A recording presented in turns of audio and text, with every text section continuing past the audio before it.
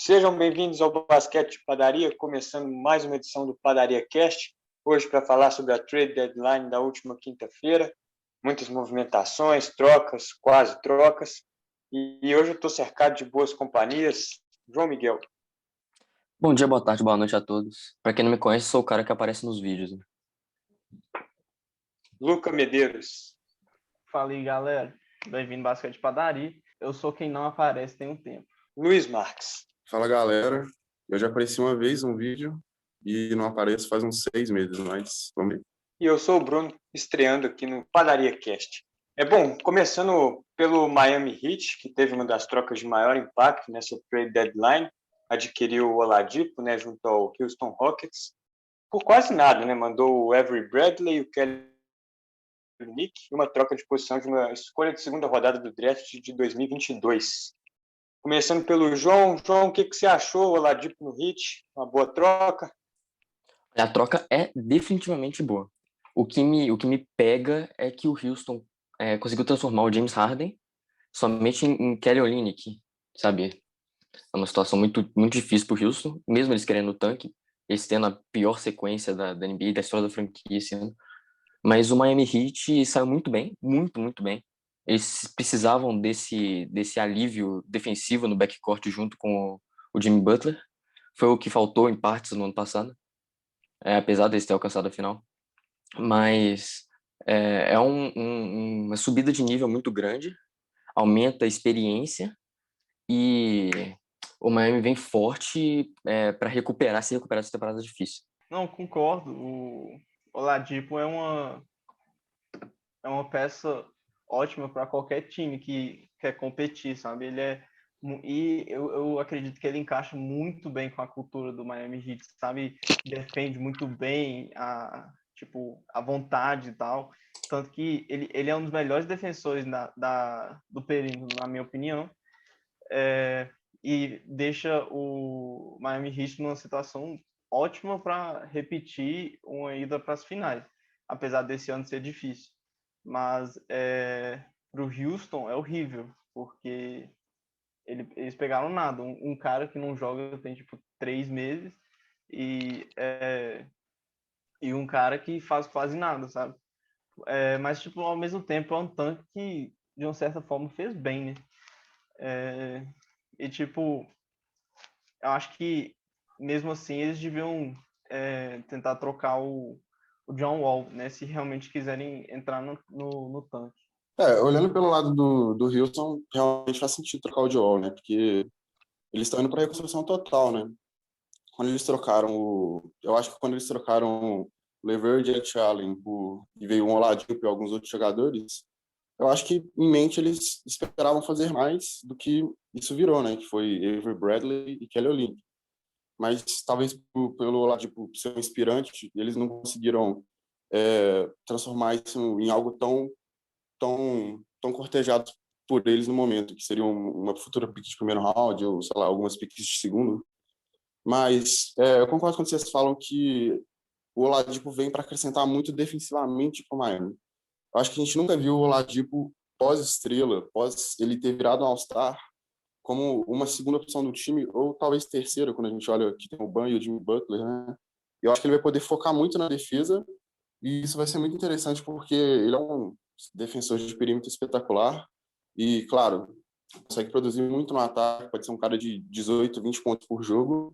Eu acho que coloca o Miami, que não vem fazendo uma boa temporada, né? Está em 8º lugar na conferência, coloca o Miami de novo como um dos principais contenders, eu acho, nessa Conferência Leste. Com certeza. E o Miami também fez mais uma negociação, conseguiu o Bielitz lá no Sacramento Kings, mandou o Maurice Hercules e o Chris Silva em troca só do Bielitz. João, como é que você acha que ele pode ajudar o Miami na sequência da temporada? Qual o papel que ele pode desempenhar aí na equipe? Bom, a gente viu naquela corrida profunda do Miami ano passado o Kelly Olynyk ser um cara muito importante, saindo do banco ou vindo no time titular, espaçando a quadra para os slashes como o Adebayo, como o Jimmy Butler, e perdendo o Olynyk pelo Oladipo, que é mais do que o certo, que saiu barato, adicionar um cara com arremesso e tamanho como o Bjelica meio que cobre esse gap, que não é um gap, na verdade, mas cobre essa posição que foi muito útil para o Miami ano passado. Agora, falando ainda sobre o Miami, que na última noite eles estavam como os mais cotados para assinar com o LaMarcus Aldridge, depois do buyout com os Spurs, mas aí foi confirmada a ida dele para os Nets. Luca, Luiz, o que vocês acharam aí da ida do LaMarcus para os Nets? Como é que ele pode ajudar? Como é que ele vem? Como é que vem os Nets aí para a sequência da temporada? Eu acho que o LaMarcus Aldridge, ele é o que eles queriam, só que tipo, em vez do Bjelica, seria ele, né? Porque ele joga a mesma posição. Eu acho que o LaMarcus Aldridge é melhor. Só que ele foi pro Nets, né? E eu sinto que Nets cada vez mais tá ficando mais monstruoso ainda, sabe? Com cada buyout dos caras, ele melhora. Porque, tipo assim, eles pegaram Blake Griffin, eles pegaram LaMarcus Aldridge. Tipo, eles têm no papel, eles têm 6, 7 jogadores muito sólidos que podem ajudar ir atrás do título. Mas, tipo, eu acho que também ele tá velho, né? Igual o Blake Griffin, que talvez eles não estão no mesmo nível. Tanto que o LaMarcus Aldridge, ele tá com média de 13 pontos por jogo, que é a média mais baixa da carreira dele desde do ano de novato dele. E, tipo, todas as estatísticas dele estão muito baixas, mas também ele jogou bem pouco, que aí depende de como os Nets vão usar ele, né? Porque ele é o tipo de jogador que não consegue, hoje em dia, porque ele tá velho, tá com 35 anos, ele é o tipo de jogador que não consegue fazer qualquer coisa, independente da situação. Ele precisa de algumas jogadas focado nele, sabe? Sim, é simples entender o interesse do Miami no LaMarcus Aldridge antes dele ter assinado com o Nets, porque como o João falou, eles estavam atrás de um cara para repor a vaga do Olini, que é um cara que espaça a quadra, que é um cara que consegue pontuar debaixo da cesta, e eu acho que o Aldridge ele faria isso com perfeição, tipo assim, talvez até com melhor do que o Olini, que ainda agregaria experiência, um cara de 35 anos, um cara que já foi 6 vezes All-Star, mas ele optou, acho que pelo caminho mais fácil, né? Ele viu que tava todo mundo indo pro Nets, que todo mundo tá indo lá para ganhar um anel, o Blake Griffin foi, tá todo mundo lá, basicamente, James Harden foi, então ele optou por lá e eu acho que ele vai agregar o Nets, claro, porque ele é um bom jogador, sempre foi, ele é um cara muito sólido, muito eficiente, mas eu acho que ele vai ter um papel bem reduzido no Nets, que seria um papel um pouco maior no Miami, tendo que ele teria mais minutos e mais espaço para pontuar, etc. Certo. E seguindo a lista, que é a extensa lista, né, de negociações, falar sobre o Chicago Bulls, que também teve uma das trocas de maior impacto dessa trade deadline, adquiriu o Vucevic junto ao Orlando Magic, veio o Vucevic e o Al-Farouq Amino para o Chicago Bulls, e o Magic recebendo o Otto Porter Jr., Wendell Carter Jr., duas escolhas de primeira rodada de draft, né, a de 2021 protegida top 4, e uma de 2023. Acharam que foi surpreendente o Vucevic no Bulls? Olha, foi realmente muito surpreendente, porque um cara do calibre do Vucevic, um dos melhores pivôs da NBA, que estava naquela situação estranha do Orlando, que meio que estava no meio de tabela, que brigava para os playoffs, mas ao mesmo tempo estava ali atrás das piques altas, e agora eles meio que implodiram tudo. Mas nessa situação do Vucevic, o que se esperava é que um time contender, um time que busca fazer uma corrida há mais tempo, que está mais essa briga há mais tempo, como o Golden State Warriors ou o Boston Celtics, que são times que eu acho de encaixe perfeito para o Vucevic. Mas o Bulls foi quem acabou com ele. Foi quem acabou com ele, mesmo com oferecendo um pacote que eu acho que esses dois times que eu falei, o Golden ou o Boston, ou qualquer outro time da liga poderia ter feito igual, mas foi o que o Orlando aceitou. E o que ele agrega ao Bulls é sensacional. O Lavine, ele precisava de um cara para carregar um pouco desse peso no ataque. O Vucevic também, ele dá uma aliviada na defesa pro resto do time, apesar de não ser um defensor de elite, ele é um defensor de aro bom. E ele é um cara que pode te dar 20 pontos e 10 rebotes toda noite, consistentemente, e ele bota o Chicago num nível de não mais play-in, eu acho que playoff sim, e primeiro round, quem sabe até surpreender um dos times tops. Não, eu concordo. A diferença que o Vucevic pode fazer para o Bulls é absurdo.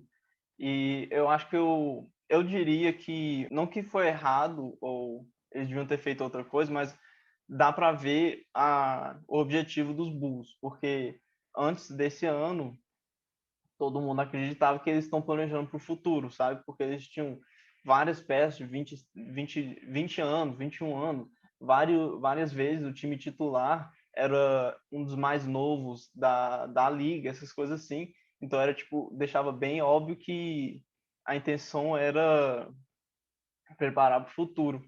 Mas como o Zach LaVine, ele não é dos mais novos, né? Ele, acho que ele tem 27 anos, alguma coisa assim. E como ele é a estrela do time, eles quiseram começar agora. E o Vucevic é um ótimo começo para isso. Tipo, aí eles podem pegar outros jogadores que podem ajudar muito nessas situações. Eu também gosto que, como o João falou, que ele não é um pivô muito bom defensivamente, mas eles também têm o Thaddeus Young, né?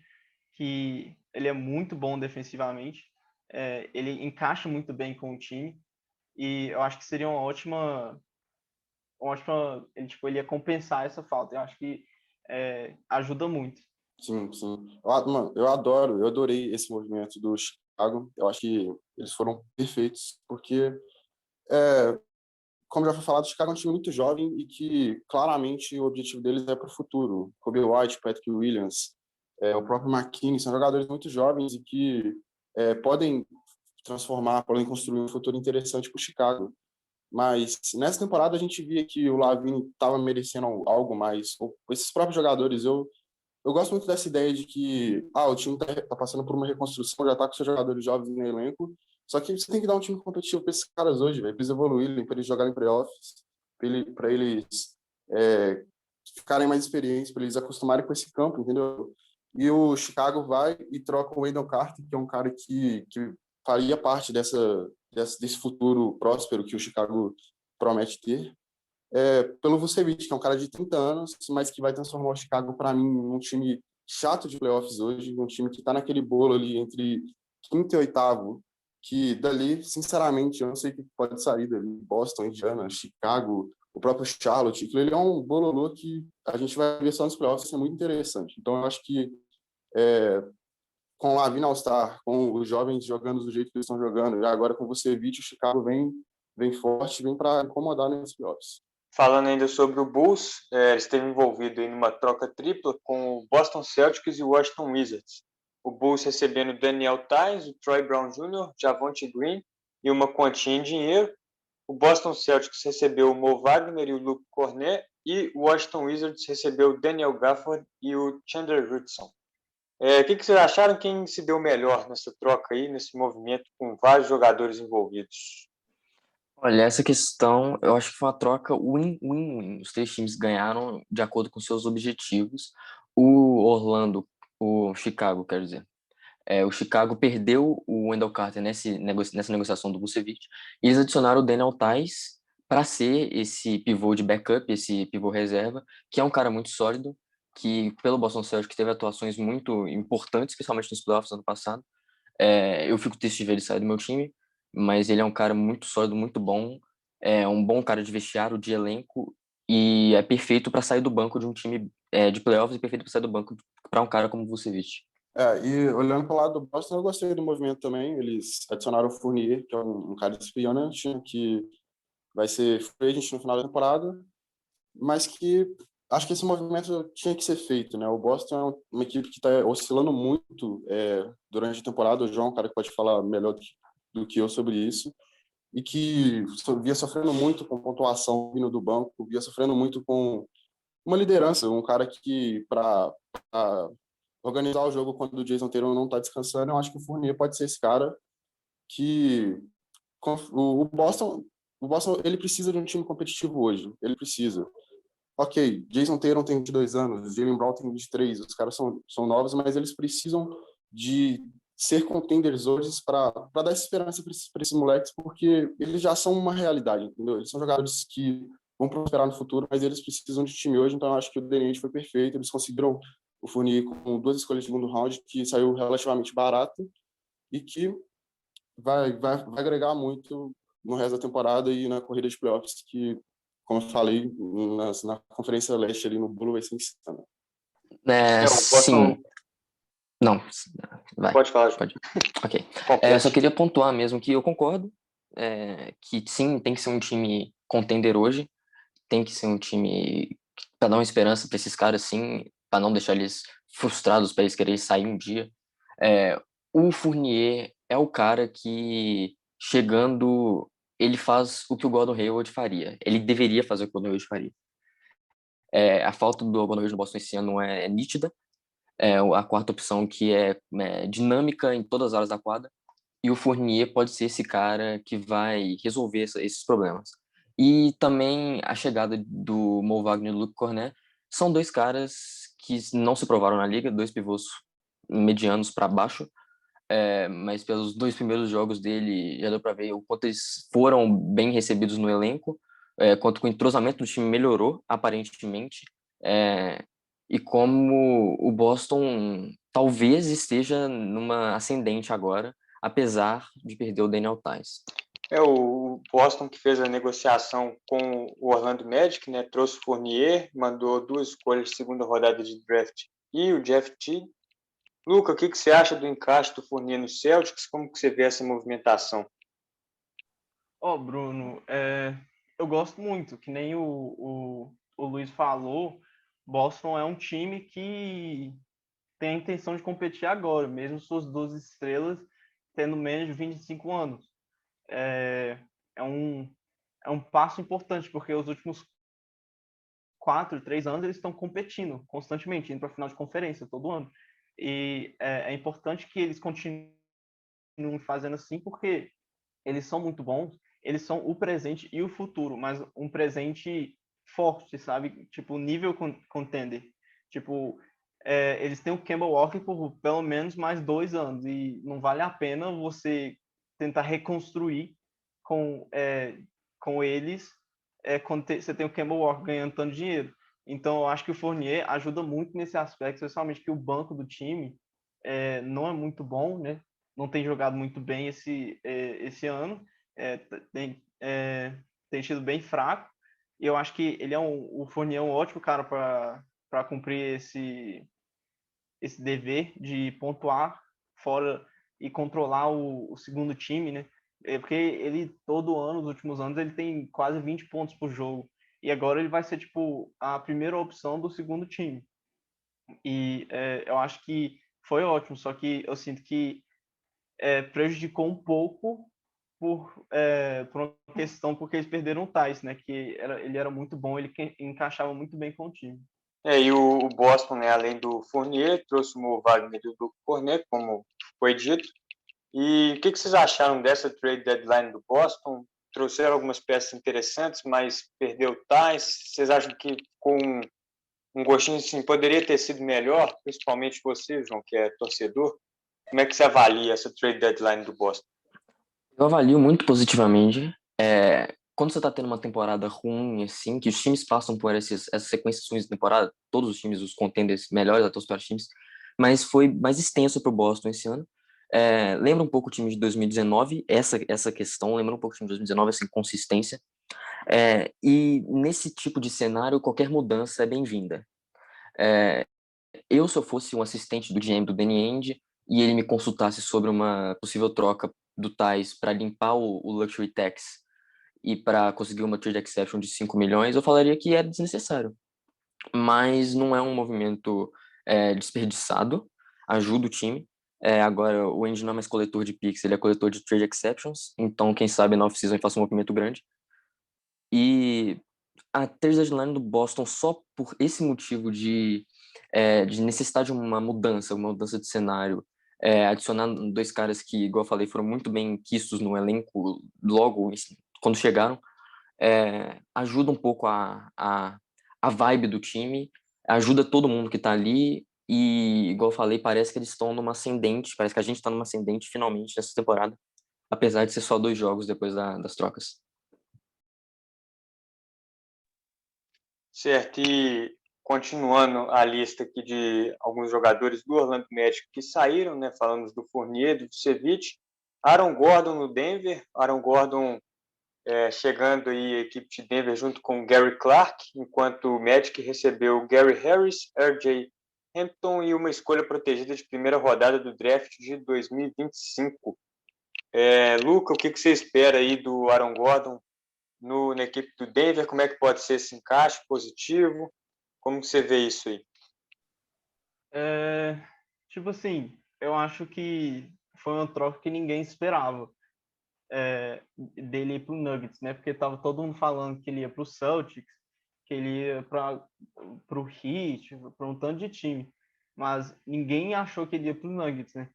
E sinceramente, eu sinto que foi uma troca meio unilateral, sabe? Eles não mudaram muita coisa. Ele já tem o Michael Porter Jr. que faz a mesma coisa que ele. Porque ele não é muito bom defensivamente, mas ele pontua e não é nada demais pontuando também. Eu sinto que foi uma troca meio desnecessária para os Nuggets, mas pode encaixar muito bem, sabe? É meio uma situação meio complicada, porque eu achei meio desnecessário e a gente só vai ter que esperar para ver como é que encaixa.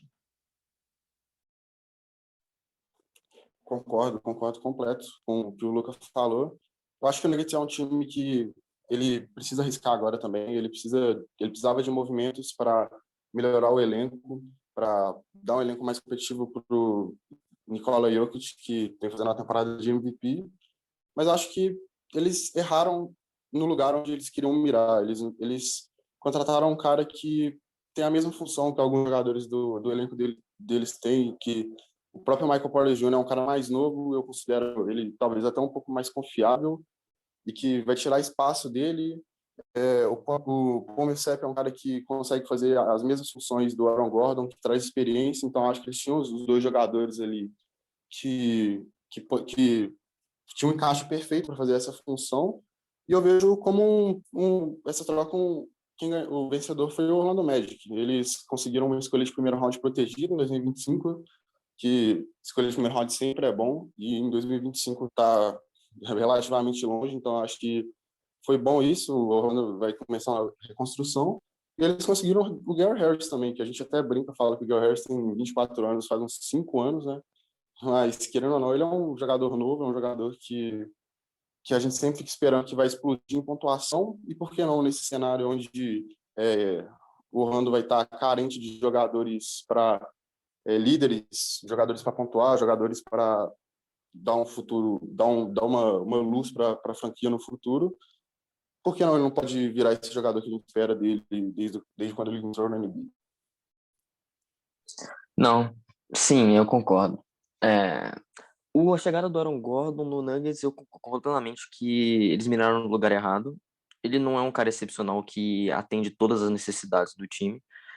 Obviamente, perder o Jeremy Grant foi, eu diria, o terceiro cara mais importante do time naquela corrida de final de conferência no passado.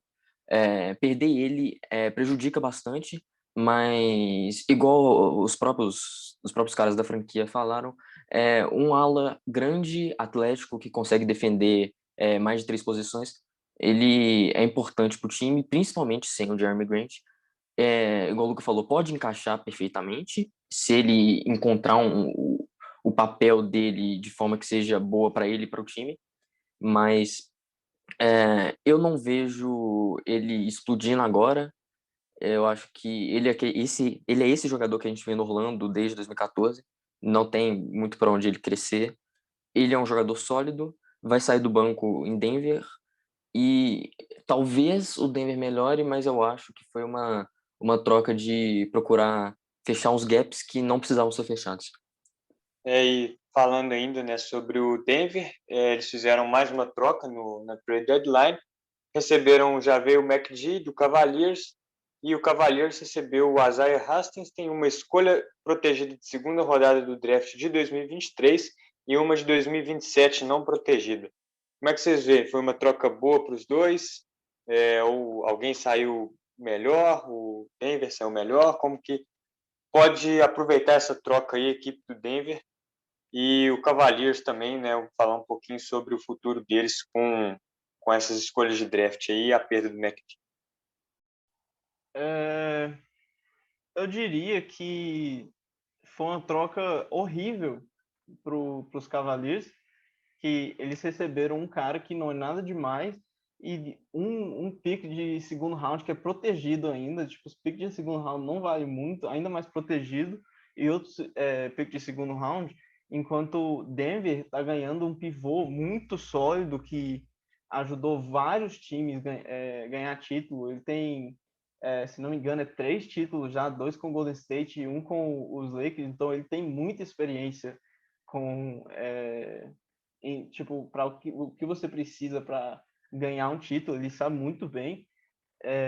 Eu sinto que Denver é um time que está na mesma situação, que é pelo menos parecida com a situação do Boston, que tem um time, tem 2 estrelas jovens boas, só que são bons o suficiente para competir agora. E eles foram para a final de conferência ano passado contra os Lakers e eles chegaram perto várias vezes nos últimos anos e tipo, eu sinto que eles estavam faltando era esse conhecimento, sabe? O que você tem que fazer para ganhar, porque, querendo ou não, o time do Denver é bem jovem e até os mais velhos não sabem muito o que tem que fazer, porque, se não me engano, um cara velho que é bom é o Paul Millsap, né? E só que ele nunca fez nada demais, só foi para a final de conferência uma vez e perdeu para o LeBron. E eu sinto que, além do fato de que o Migui pode acrescentar nesse aspecto do título, ele sabe como o time do Lakers jogam, que porque ele jogou lá ano passado, né? Então ele entende melhor. Isso pode acrescentar se eles forem jogar contra. Sim, todo time que quer disputar, que quer brigar agora nas cabeças e precisa de esse tipo de cara que tem essa experiência e sabe exatamente o que precisa ser feito. E ainda mais um cara tão carismático quanto o Magui. É, eles cobrem a saída do Mason Plumlee, que se desenvolveu num pivô reserva muito bom na época dele em Denver, emulou bastante o jogo do Nikola Jokic, evoluiu muito o jogo dele, e juntamente com o Jeremy Grant levou os seus talentos para Detroit. Esses dois caras fizeram muita falta, estão fazendo muita falta no time. Igual eu falei, o Aaron Gordon veio para cobrir esse gap do Grant, mas o McGee foi um tiro mais certeiro no que eles vão fazer no reserva da posição 5.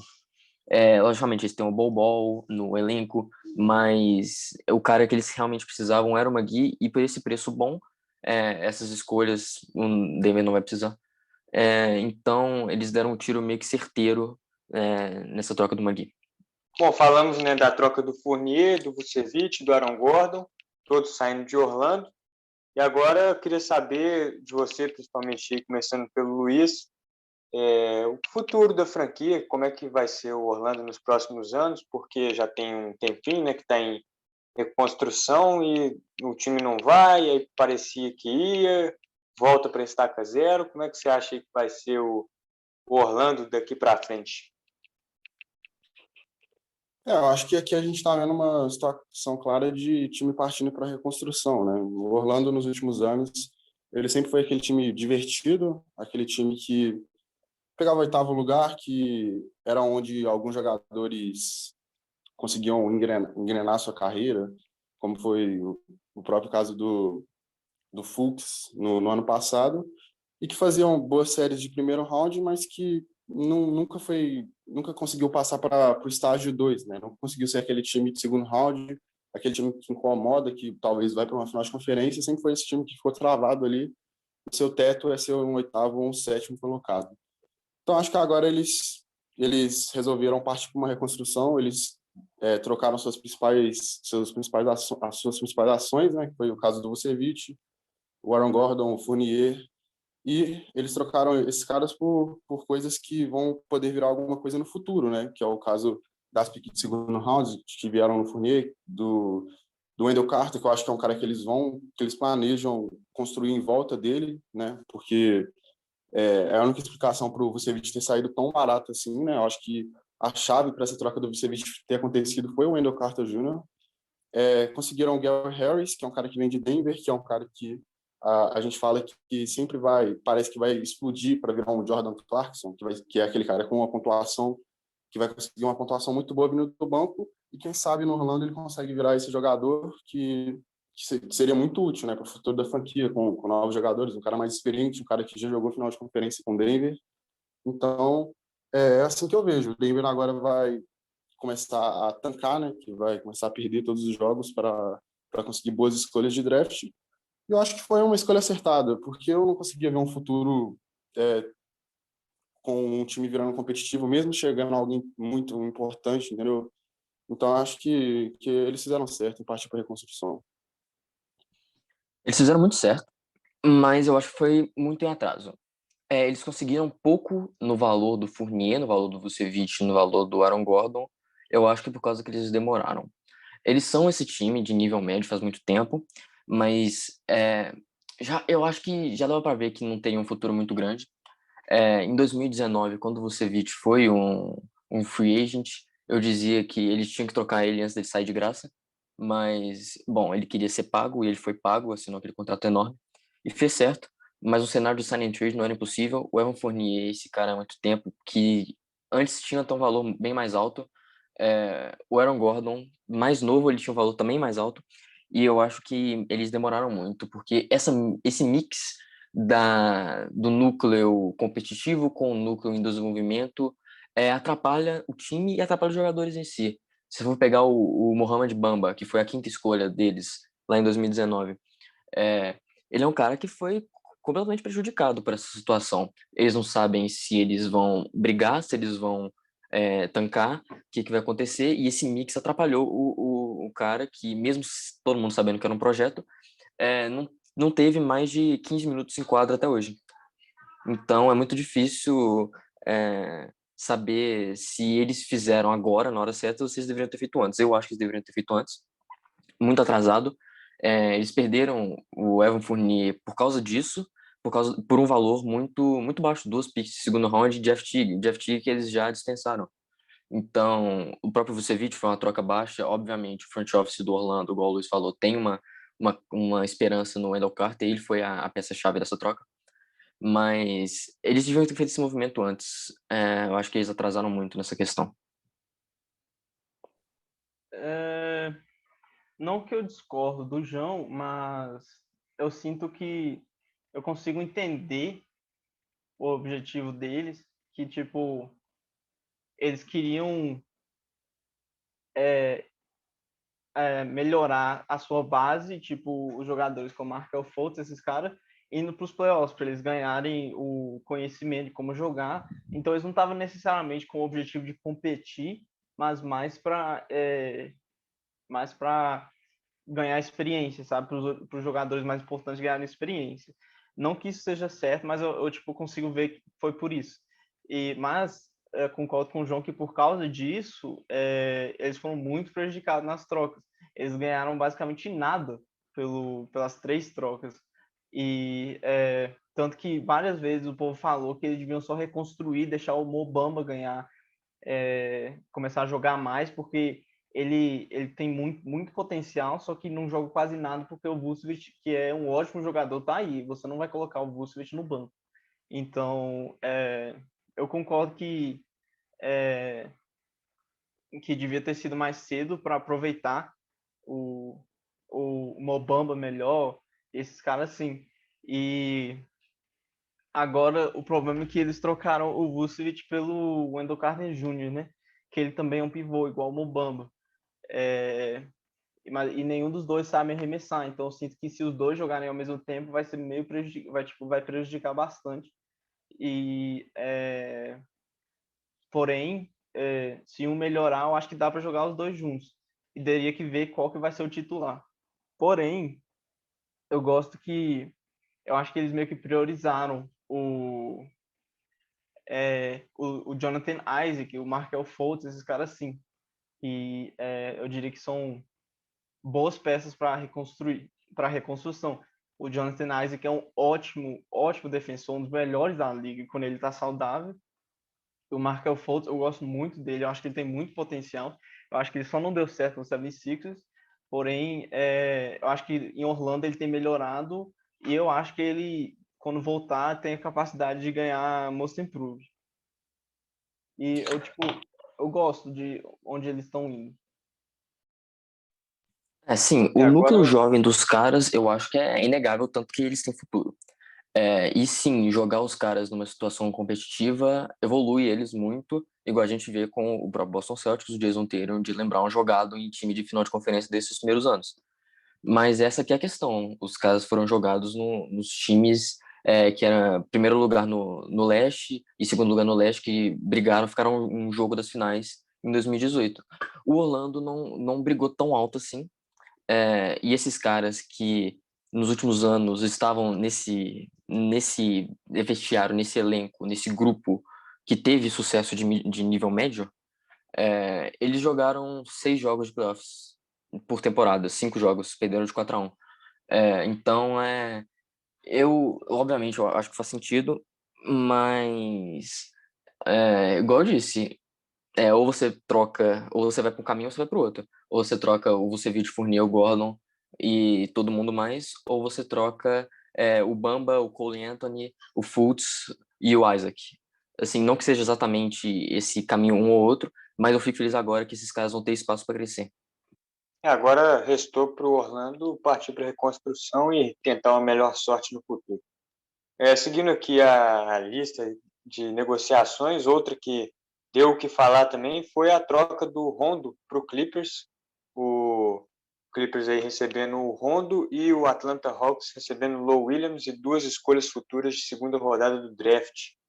O que você acha aí, João, sobre essa troca? Como é que o Rondo pode acrescentar aí para a equipe do Clippers e o Lou Williams no Atlanta?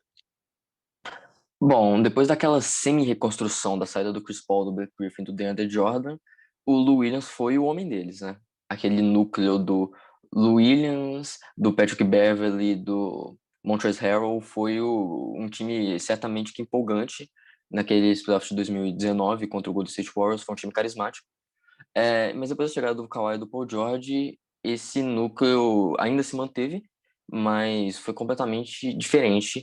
A chegada de uma comissão técnica nova mesmo, junto com o novo treinador, e depois da demissão desse treinador, foi uma coisa que foi responsável pelo fracasso do Clippers, e eu acho que a manutenção desses caras, desses medalhões, eu acho que pode ser chamado de medalhões, foi um pouco desresponsável também. E eles têm pouco cara com o nível do Rajon Rondo para ser um playmaker saindo do banco ou vindo até do time titular. O Los Angeles Lakers sabe muito bem que o playoff Rondo não é um meme, ele é um cara que nos playoffs ele eleva o nível dele muito nível, muito. Então, o Los Angeles Clippers, eu acho que precisavam de um cara tipo Rondo. Obviamente, não sei se o Lou Williams era o cara a ser sacrificado pelo Rondo, por ser um dos ídolos da história recente do Clippers, mas não acho um movimento ruim. O Reggie Jackson não é um cara que eu acho que pode carregar aquele backcourt. Então, o Rondo é um cara que, com sua experiência de título, com seus 2 anéis, ele vai ser extremamente importante. Ele sabe exatamente o que ele deve fazer para complementar o jogo do Kawhi e do Paul George. Não, eu concordo plenamente com o que você falou, João. Que o Rondo ele acrescenta muito para o time, especialmente porque o Lou Williams, pelo menos essa temporada, obviamente não as outras, porque ele é um dos melhores sextos homens da história, mas essa temporada ele tem deixado muito a desejar. Ele tá com acho média de tipo 12 pontos por jogo, sendo a opção principal saindo do banco, sabe? E não que ele seja ruim nos playoffs, mas tipo ele diminui. O jogo dele não é tão bom quanto tá na temporada regular. E os Clippers não estão preocupados com temporada regular, obviamente. Eles são um time que é garantido playoffs. E eu sinto que eles precisam de alguém para levar a bola, sabe? Porque eles estão usando o Kawhi ou o Paul George, esses caras assim, e para o Kawhi para ser point forward, mas esse não é o estilo do Kawhi, sabe? ele tem melhorado, sem dúvida, mas não é o estilo dele. Ele é o estilo do cara que recebe a bola, pontua. Ele não tem que. Ele não é um jogador que tem que procurar os outros. O Rondo estando no time agora acrescenta muito, especialmente como nos playoffs é um jogo completamente diferente, muito mais lento, muito mais jogada. E como ele mostrou ano passado, ele pode ser muito importante para qualquer time que quer competir. E eu acho que foi uma troca ótima. Sim, eles tiveram que perder o Lou Williams, que foi uma peça principal do time por muito tempo. Ele é um ídolo para o time, sem dúvida nenhuma. Porém, às vezes não dá, sabe? Nem sempre você pode continuar com isso,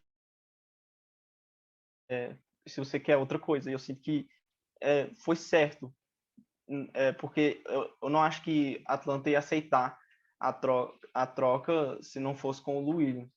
E eu acho que foi bom para os dois também, porque eu acho que o Lou Williams vai ser ótimo para ajudar o Trae Young. Eu acho que olhando por esse lado do Atlanta, acho que foi uma troca interessante pelo lado deles, porque eles careciam um pouco de pontuação vindo do banco e definitivamente o Lou Williams e o Trae Young não vão ser os caras que vão jogar junto, que vão estar juntos em quadra por uma questão defensiva, né? Os dois são péssimos defensores, principalmente o Trae Young, mas eu acho que o Lou Williams ele vai trazer experiência para esse time jovem do Atlanta. O Atlanta ainda conseguiu 2 picks de segundo round, que quem sabe isso não vire algo interessante para o futuro, ou trocando esses picks, usando essas escolhas para conseguir algum cara mais interessante. O Boston conseguiu Fournier com 2 picks de segundo round, então acho que tipo a gente nunca pode subestimar essas picks que estão vindo de outro time nessa troca. Definitivamente o Lou Williams foi um dos ídolos do Clippers nos últimos anos, na história recente. Eu acho que a torcida do Clippers ficou muito sentido, eu senti isso no Twitter, que foi uma troca que não caiu bem no colo da torcida do Clippers, pelo menos aqui no Brasil. Mas eu acho que foi algo que devia ser feito. O Clippers, acho que principalmente ficou claro nos playoffs do ano passado que eles careciam de um cara mais organizador, um cara que colocaria a bola na mão, que acharia o Kawhi numa situação melhor para pontuar, o próprio Paul George numa situação melhor para pontuar. Eu acho que os playoffs horríveis do Paul George na última temporada passam muito por isso. O Paul George ele estava com uma seleção de arremessos simplesmente horríveis, entendeu? E ele não tinha ninguém para ajudar ele, para dar um suporte para ele nisso. Ele jogou com o Russell Westbrook, que é um dos melhores passadores da liga na temporada anterior à passada, entendeu? Então ele é um cara que ele sofreu muito com a carência com a falta de um jogador mais playmaker, um cara que vai organizar a bola, que vai achar a melhor opção de arremesso para ele, o próprio Kawhi. Então eu acho que foi uma troca acertada dos dois lados, né? Eu sempre fico um pouco com o pé atrás no Rajon Rondo por causa desse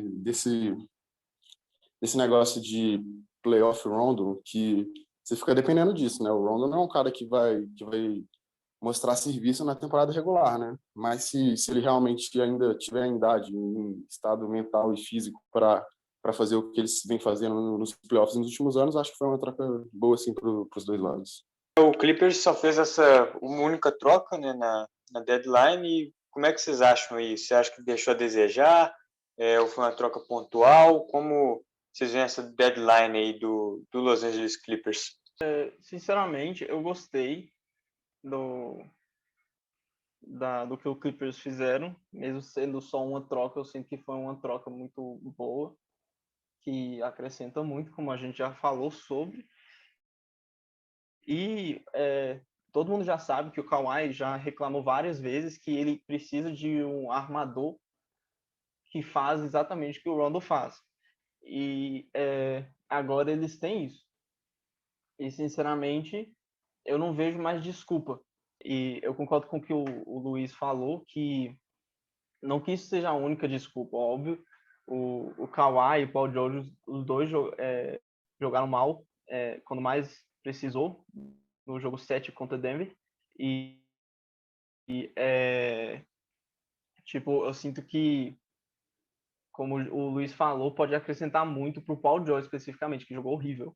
que no ano de MVP dele, que ele ficou no top 3, ele estava jogando com o Westbrook. 28 pontos por jogo, acho que foi 7-7 de rebotes e assistências, quer dizer, não, 7-5. E tipo, mostra que ele não é ele não é o tipo de jogador que pode constantemente ficar tipo construir. Não que ele é ruim, ele precisa dessa ajuda nessa questão que o Rondo pode ajudar muito. Eu sinto que o time em si vai melhorar muito nos playoffs. Como o Luiz falou, se o playoff Rondo vier, vai ser muito bom para o time. E se, teoricamente, eu acho que foi ótimo, não deixou a desejar nada, sabe? O Clippers fizeram exatamente o que precisavam, não trocou tudo, também não recebeu um tanto de coisa que vai ficar sem saber o que fazer. Tipo, eu acho que foi perfeito, não precisava mais do que qualquer outra coisa. Bom, a análise do Clippers, eu acho que vai além da trade deadline, porque eu acho que esse dia, essa última quinta-feira, foi só o último prego na base da casa. Eu acho que o que eles fizeram na off-season, que foi realmente essencial, deu para ver no passado que a falta de entrosamento dentro de quadra do time era nítida. O Kawhi e o Paul George são dois alas pontuadores, isso requisita um armador de estilo original, de estilo antigo, como o Rondo, não que ele necessariamente seja um cara ultrapassado, longe disso. Eu acho que eles rendem muito mais, eles poderiam render muito mais com esse tipo de cara, igual o Kawhi rendeu muito mais com o Kyle Lowry, igual o Paul George rendeu muito mais com o Westbrook e com o George Hill em Indiana. Então, mas a análise do Clippers vai muito além só dessa deadline, o que eles fizeram na off-season, que foi o mais necessário. Ano passado, deu para ver que a comissão técnica com o Doc Rivers estava muito carente de variedade e faltou muita coisa para eles. E a mudança, a efetivação do Tyronn Lue, o crescimento dos minutos do Reggie Jackson foi uma coisa que melhorou também. Gostei dessa mudança no Clippers. E a seleção de arremesso do Paul George, principalmente. Tudo isso começa com a saída do Doc Rivers, com a efetivação do Tyronn Lue, que embora pessoas não gostem, ele é um dos melhores técnicos da NBA. Então, essa troca do Rondo foi pontual, foi o último prego na base da casa. E dando sequência, outra troca que teve, né, grande assim, entre equipes, foi a troca tripla do 76ers com o Oklahoma City Thunder e o New York Knicks. O Philadelphia recebendo George Hill e o Ignas Braddock. O Oklahoma City Thunder recebeu o Austin Rivers, o Tony Bradley e escolhas de segunda rodada dos drafts de 2025 e 2026. E o New York Knicks recebendo o Terrence Ferguson. Luca, como você acha aí, como você analisa essa troca entre as equipes? Quem se deu melhor aí? O Philadelphia com o George Hill ou o Oklahoma recebendo aí o Austin Rivers e o Tony Bradley? Como é que você acha que foi essa troca aí para as equipes?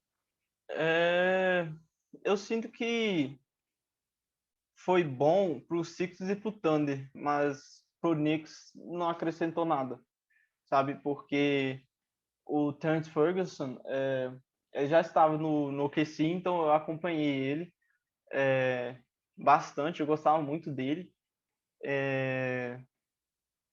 Mas o jogo dele não tem nada demais, sabe? Ele não tem muito o que melhorar. Ele não. Eu sinto que ele só vai ser um cara bom saindo do banco, sabe? Ele defende mais ou menos, ele arremessa mais ou menos, ele infiltra mais ou menos. Tipo, o jogo dele é mediano. E o Knicks perderam o Austin Rivers, que não que ele seja tão bom assim, mas eu sinto que ele acrescentava. Porque ele é um armador experiente que já jogou com o Harden, já jogou com o Chris Paul, esses caras. Tipo, ele tem o que acrescentar, especialmente para um time jovem, criando o Knicks. Ele pode ajudar muito o Emmanuel Quickley, que é um novato que está jogando muito bem. E a presença dele, eu sinto que era bom para o Knicks. Porém, do mesmo jeito que era bom para o Knicks, eu acho que vai ser bom para o Thunder, porque ele pode ajudar jogadores como o Theo Maledon, que é o francês novato, a melhorar como armador, sabe? Porque ele, obviamente, vai ser o armador do lado do Shea. Então, ele não vai pontuar. Ele vai estar aí para distribuir a bola. Mas, além disso, eu gostei muito do Tony Bradley, que o Thunder conseguiu. Eu sinto que ele é um pivô muito, muito sólido e novo, obviamente. E até o Joel Embiid, talvez foi brincando, mas o Joel Embiid já falou que que um time devia construir ao redor dele. E a gente não necessariamente vai construir ao redor dele, mas eu sinto que ele pode fazer uma parte muito importante pro time. E os Sixers, obviamente, o que todo mundo sempre falou que eles precisavam eram duas coisas: arremesso e, um armador para quando o Ben Simmons está no banco ou quando ele está lesionado. Porque, tirando o Ben Simmons, ninguém sabe distribuir a bola, basicamente. E o George Hill é um ótimo jogador para distribuir a bola. Eu gostava muito dele no Thunder, porque ele acrescentava muito a presença dele, porque ele é muito experiente, ele já foi para as finais com o LeBron, ele sabe o que tem que fazer para ganhar jogos, sabe? E ele era bom defensivamente. E eu sinto que ele acrescentava muito no Thunder, e que era um time de reconstrução, e eu sinto que ele vai acrescentar muito para os Sixers também, que agora é um time com o objetivo de ganhar título, né? Contender. E eu sinto que vai ser um ótimo armador saindo do banco, ou quando qualquer hora que precisar. Os Sixers, realmente, é isso. Eles precisavam de um cara para jogar, substituindo o Ben Simmons quando ele estivesse fora. Era bem simples, eles não tinham, desde até o TJ McConnell, talvez, eles não tinham nenhum cara que conseguia ter 4, 5 assistências em uma partida, sem ser o Ben Simmons.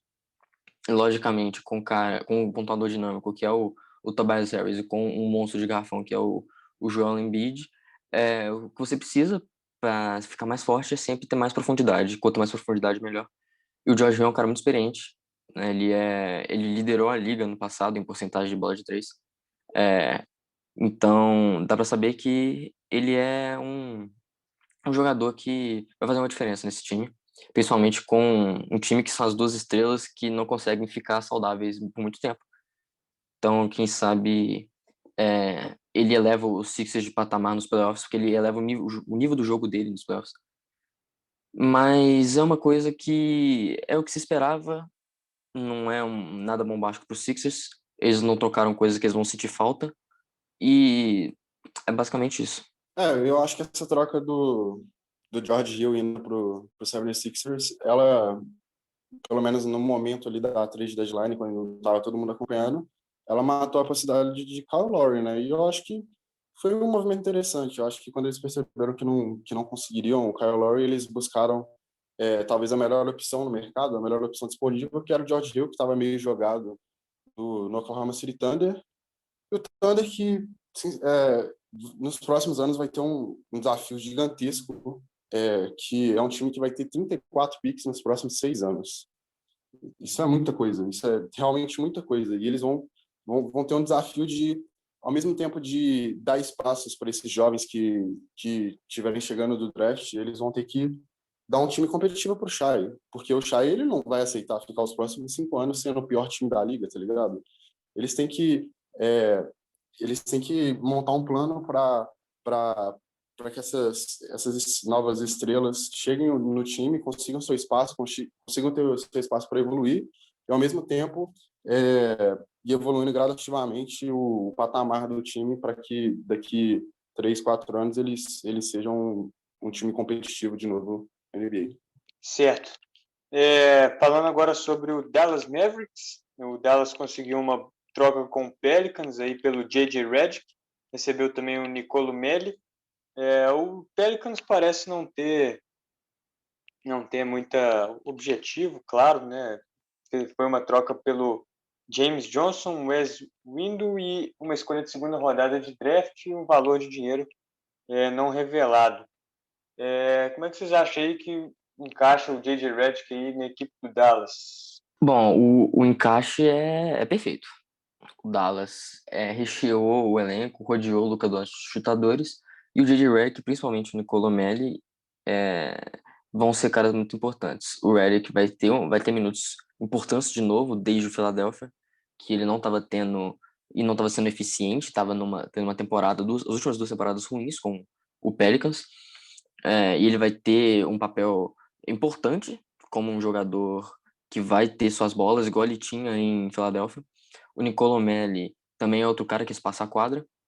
Ele tem experiência em basquete mundial também, então ele pode trazer coisas em mais áreas do jogo. E o Dallas, desde a troca do Porzingis, que recebeu diversos caras para compor o elenco, junto com o Tim Hardaway Jr.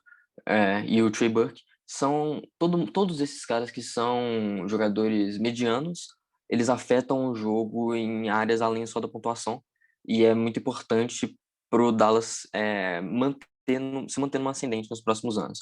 Ainda mais que esses caras podem virar assets em trocas no futuro. E o Redick e o Melli, com os seus contratos não extravagantes, vão ser caras importantes para o Dallas numa eventual corrida de playoffs, que quem sabe eles cheguem no segundo round. Eu concordo. Eu sinto que os Mavericks perceberam a falta do Seth Curry, né? Que foi pro 76ers, e o J.J. Redick é um ótimo substituto, né? O Nicolo Melli, ele também é um bom chutador, bem sólido. E tipo, eu acho que Dallas ganhou bastante, que nem o João falou. 2 caras que sabem chutar a bola. E é literalmente isso que o Doncic precisa. Não tem muito mais o que falar além disso. Eu acho que a análise do Luka foi perfeita. Eles sentiram muita falta do Seth Curry, que foi peça essencial para o time ano passado, o time que teve o maior offensive rating da história do basquete. Tem um vídeo sobre no canal. E acho que eles estão no caminho certo, né? Que é rodear o Luka Doncic de chutadores de 3, né? Eles conseguiram o Melli, que é um cara especialista em bola de 3, e agora o J.J. Redick, que além da idade, ele ainda mete bola, né? Então acho que foi um movimento acertado deles. Mas, bom, falando sobre o último time aqui, né, das trocas, o Toronto Raptors, que fez algumas movimentações, a principal troca do Toronto foi a troca do Norman Powell pelo Rodney Hood e Gary Trent, a troca aí que aconteceu com o Portland Trail Blazers. João, como é que você vê aí a troca, o encaixe para as duas equipes? Você acha que como cada um pode acrescentar aí tanto no Toronto quanto no... Bom, o Rodney Hood e o Gary Trent são 2 caras que são jogadores muito, muito confiáveis, muito consistentes. E o Gary Trent tem só 22 anos. O Rodney Hood tem um pouquinho mais de experiência. E os dois agregam no Toronto, mas a questão é o que eles vão fazer com eles. O Gary Trent, eu acho que com essa mini implosão que o Toronto estava fazendo, buscando trocas pelo Norman Powell, conseguindo essa, e buscando trocas até pelo Kyle Lowry, o maior ídolo da história da franquia, na minha opinião, eles meio que deram uma implodida no time, né? Viram que o núcleo não é mais bom o suficiente para disputar um título, igual era 2019, ganhou igual era 2020. Então, o Gary Trent, um cara que é um arremessador muito bom, ele é um jogador jovem. Na sequência final da temporada, ano passado, ele foi essencial para o Trail Blazers alcançar a vaga dos playoffs, e ele se desenvolveu, está se desenvolvendo num defensor de bola e num jogador ofensivo muito confiável em áreas além do arremesso. O Rodney Hood é um cara que sofreu com lesões, sofreu com umas rupturas muito tristes, mas ele, né, nessa situação do Toronto, eu acho que ele vai ser movimentado de novo ao fim dessa temporada, e é bem possível que aconteça. Lá, já no Trail Blazers, o Powell é um cara que é um jogador bom, ele tá tendo os melhores anos da carreira dele agora, com 27 anos. É, e ele foi importante pro Toronto ano passado, importante pro Toronto esse ano, até agora. E ele acrescenta no backcourt com o CJ e com o Damian Lillard. Então, talvez o Blazers venha mais forte para agora, mas eu acho que foi um erro ter trocado o Gary Trent, que é um cara que tem números parecidos com o Norman Powell e tem 6 anos a menos de experiência de vida, não só de basquete, de vida também. E é um cara que já estava dentro desse vestiário junto com os caras e foi importante para eles ano passado. Eu acho que vai fazer uma falta. Eu concordo. Eu sinto que pro Trailblazers, de uma certa forma, tipo, de uma forma rasa, você consegue entender, porque no momento o Norman Powell é o melhor jogador dos dois, que obviamente a peça principal do que Toronto trocou não foi o Rodney Hood, foi o Gary Trent, né? Dos dois, o Norman Powell hoje é o melhor. E tipo, qualquer arma para tirar pressão em cima do Dame, do CJ McCollum é bem-vindo, só que eu sinto que foi completamente desnecessário. O Gary Trent é um ótimo 3&D, sabe? Ele mete bola de 3 muito bem, ele defende muito bem, e eu sinto que não acrescentou nada no Norman Powell, além do fato que ele consegue pontuar. Mas eu consigo entender porque o Portland Trail Blazers saindo do banco, não tem ninguém para pontuar, e ele pode ser esse cara. Porém, eu acho que eles não deviam ter trocado o Gary Trent, pelo menos. Eu acho que eles deviam ter mantido. E para Toronto, eu sinto que tá meio sem o que fazer, sabe? Tipo, eu sinto que a troca foi à toa, porque sei lá, porque eles não trocaram o Kyle Lowry e eles ainda têm uns caras velhos. E não que isso seja ruim, mas é meio, sabe, eu senti que foi sem nexo. Apesar do Gary Trent ser muito bom. Eu gosto muito dele.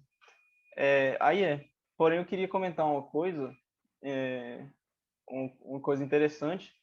O Gary Trent Jr., o pai dele é o Gary Trent Sr., ele jogou e em 1998 ele foi trocado do Blazers para o Raptors depois de 41 jogos na terceira temporada da carreira dele. Em 2021, o Gary Trent Jr., ele foi trocado do Blazers para o Raptors depois de 41 jogos na terceira temporada dele. Aí achei só uma coisa legal para falar. É uma coincidência bem interessante. Mas uma coisa que eu acho que talvez poderia ser uma justificativa na hora, mas é uma que não bate, não encaixa com a situação de nenhum deles. O Powell é expirante e o Toronto não tinha interesse em renovar pelo dinheiro que ele queria, que ele vai querer nessa off-season, nessa free agency. E também o Toronto não tem esse dinheiro porque eles deram um contrato absurdo pro Fred VanVleet na última off-season. Ok, até aí eles têm a razão em trocar o, o Powell e eles fizeram muito bem, eles ganharam um pacote muito bom em troca. O Gary Trent é um cara, igual eu falei, ele tem 6 anos a menos de experiência e mesmo assim, 6 anos a menos de vida e mesmo assim ele tem números parecidos em um papel reduzido que o Norman Powell. Ok, e que o Powell no momento é um jogador melhor e o Blazers quer ganhar agora, mas eu acho que questão de encaixe, um cara que joga mais fora da bola é bom, e ia ser melhor, igual foi melhor ano passado o Gary Trent. E mesmo assim, com o Blazers tendo também a desculpa que o Gary Trent vai ser aspirante em 2020, e 22 e 23, talvez, e ele evoluindo desse tanto, ele vai querer um dinheiro que eles não têm cap para isso, mas eu acho que um aluguel de Norman Powell não justifica isso. Um aluguel de Norman Powell até o final do ano. E óbvio que também tem a situação do Kyle Lowry, que não foi trocado enquanto todo mundo esperava que ele ia ser trocado. E o Toronto, com essas duas trocas, esses dois rumores que estavam rondando o dia da trade deadline, meio que aceitou a implosão, igual eu falei. Então, foi uma coisa difícil para eles quando a troca do Kyle Lowry, os times interessados, o Miami Heat, o Los Angeles Lakers, e o Philadelphia 76ers não fecharam o negócio, eles não fecharam o negócio, então foi uma situação muito difícil. O Toronto segue agora com jogadores melhores, com o Gary Trent e o Horton Hood, mas entra naquele limbo de meio de tabela do leste. Eu vejo essa troca, para mim foi uma troca que entre dois times que estão em situações complicadas.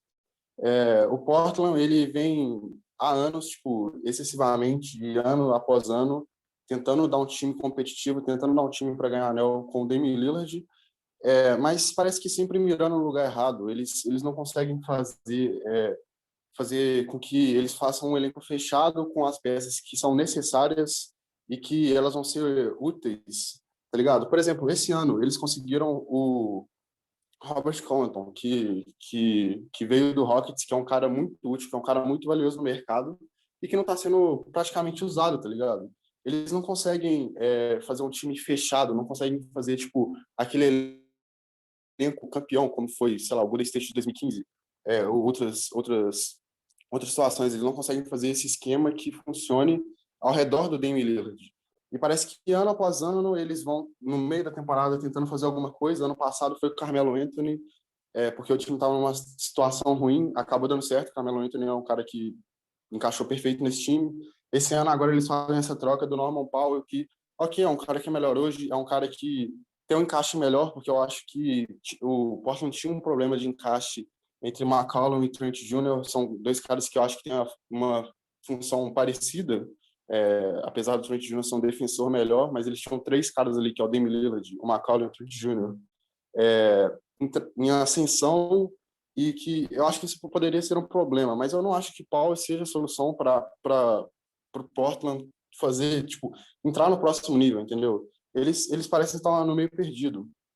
E no caso do Toronto, o Toronto eles tentaram partir para uma reconstrução, colocaram o Kyle Lowry à venda, né? Colocaram o Kyle Lowry disposto à troca, mas não conseguiram trocar e agora eles vão ficar com o Kyle Lowry aí.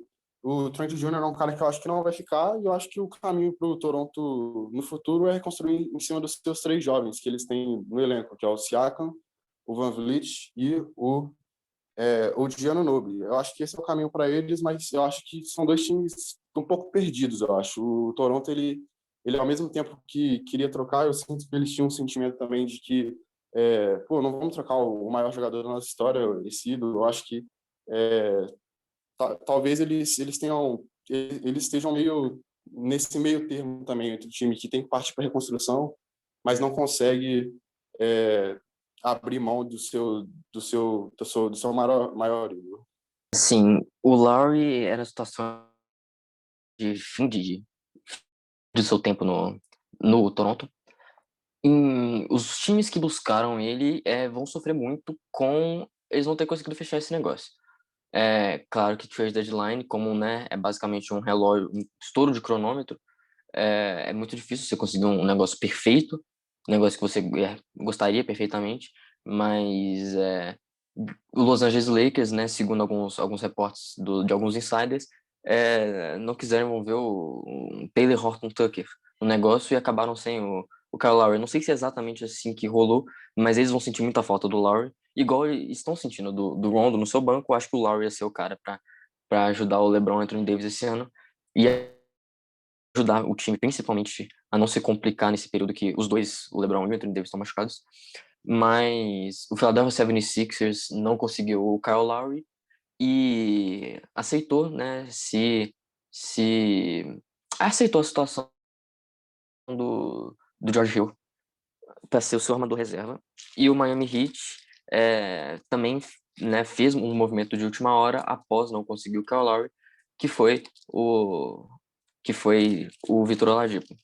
Então, essa que é a questão dos movimentos de última hora, né?